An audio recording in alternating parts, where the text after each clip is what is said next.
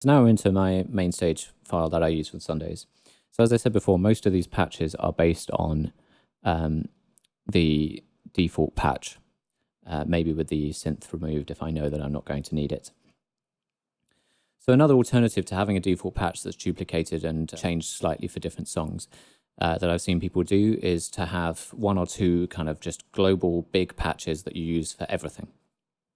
So the reasons I didn't go with that is, one thing, it kind of limits how much you can do. If you've, say, got 20 sounds that you need access to, then somehow you need to be able to set up your controller so that you can pull up those different sounds within that patch, or have lots of splits on the keyboard or something like that, which I think could get very complicated, which is the second reason I didn't do it. You end up with a very complicated patch. It's quite hard to find your way around and work out what's going on.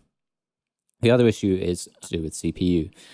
If you have one patch that has lots and lots of plugins in it, then they're all loaded all at the same time, all potentially using CPU. Whereas if you have multiple patches, so any of the sounds that only exist in some of my other patches that I'm not currently on, they won't be using any CPU. They will be using memory, so that's worth considering, but they won't be using CPU. So as you can see, the way I've got it set up, we've got at the bottom, we've got the aliases, like I mentioned when talking about drones.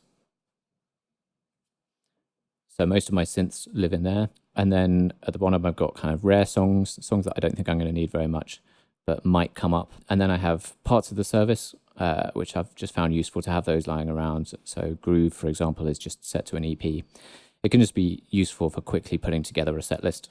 And then kind of current rotation songs. And then I have a standby section, which just has some of my default patches there. I've got a default that has strings and one that has an actual organ rather than just the organ pad, and one that has a soft piano that I sometimes use. But I would also move other things into standby, such as if there's a song that seems to keep coming up on Sundays that's being requested by passers that's not in the set list, I'd maybe put that in the standby section so that I don't have to scroll down through lots of patches to get to it. And then at the top is where I build my set list. So as you can see, I have one patch per song. I've seen some people using multiple patches per song, maybe a patch per section of the song. It's a kind of different way of doing things, but I've chosen not to do that because it can make it harder to kind of jump around between the song or within the song, or even to jump from song to song. Say if my next song has 4 patches and we actually decide to skip that, then I'm going to need to scroll through 4 things rather than just skipping past one. As an alternative, I'll kind of talk about this a little bit later, but I'm using my 2 keyboards for multiple sounds, and like I have with my piano, I've got my button to switch between piano and EP. So I use things like that rather than having different patches within the same song. I mentioned the parts of the service. Another one I've got is Ministry. So this is a patch that's set to make no noise, so that I'm confident if I accidentally hit a key when I'm walking on stage that nothing will come out. And I have pad with the volume set to 0 so that I can hold down a pad, so like this, and then turn on my piano.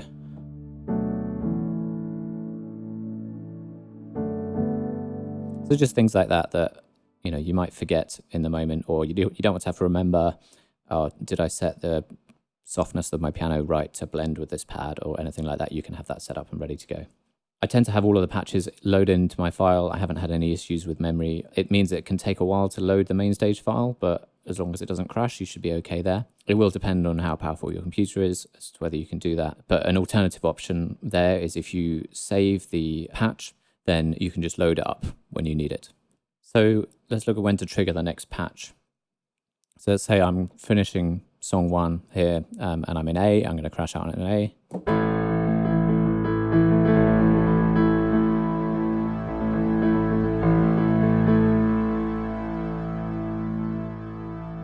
So I might kind of fade my pad out, and then just as it's counting in,